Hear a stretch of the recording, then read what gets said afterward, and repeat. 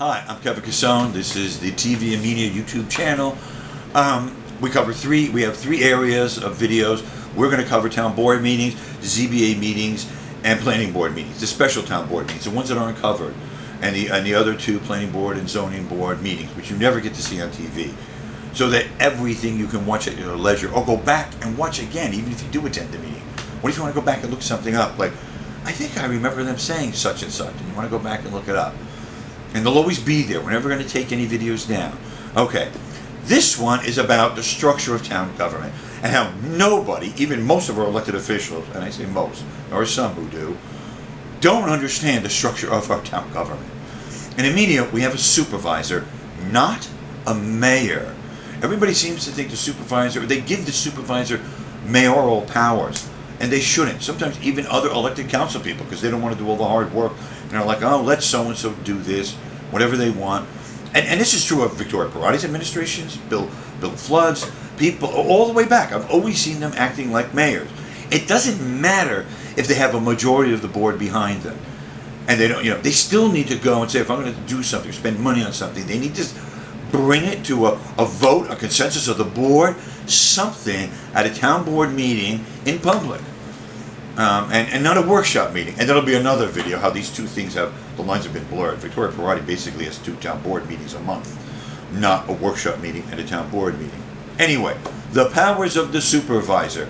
She has 3 distinct powers. She is, and as a supervisor, remember it's a separate job. The supervisor gets it also, but is also the chief financial officer. But that's a separate job with a separate paycheck. So the supervisor gets to hire a person. Well, 2 people, 1 person. It's difficult to decide.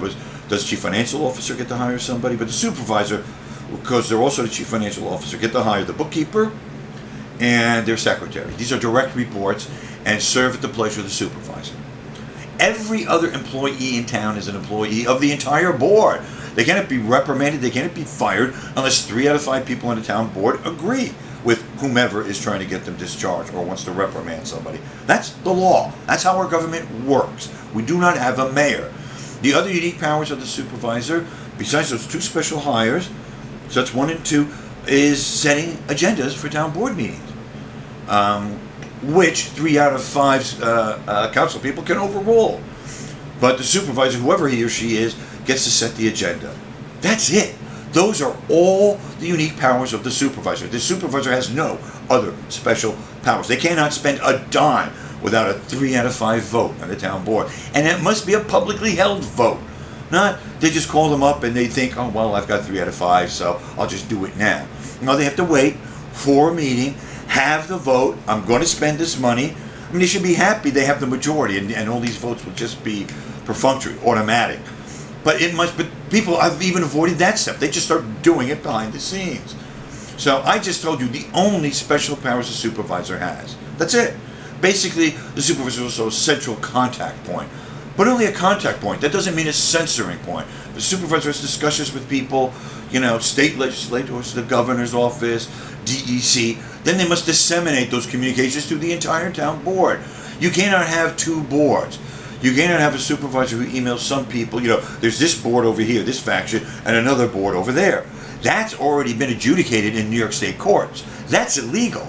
One trustee of the city of Fishkill against the board of trustees of the city of Fishkill. It's running the New York State Department of State website.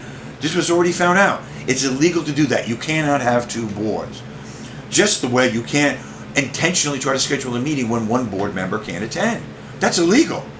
Now, Stephen Parati, by always trying to get a meeting scheduled when Councilwoman Hitzelberger can't attend it, that's not a crime, him suggesting it, but he is saying we should commit a crime because it is criminal to intentionally exclude a board member. If he makes a dopey suggestion and the board ever voted yes, at the moment they all say yes and it passes, they're committing a criminal act. The state courts have already ruled this, but, we have so many lazy council people who can't look anything up, who don't educate themselves, I don't want to know all this stuff. You know why I know this? Because these issues have come up. And in our state, they have a pretty good system. They have most of the laws online. You can very easily go and look it up. But when it comes to meeting rules and decorum, it's on the New York State Department of State website, DOS, and the other acronym is COOG, Committee on Open Government. DOS, Department of State, Committee on Open Government, COOG. Look it up for yourself. Everything I'm telling you can be verified. Don't believe me. Don't trust me. Look it up yourself. I have, and that's how I find out these people are just making stuff up most of the time. Whenever they want something to happen or they want to stifle speech of somebody else, they just make something up. Okay, my phone's ringing. I gotta go. Shows you how real this is. Bye.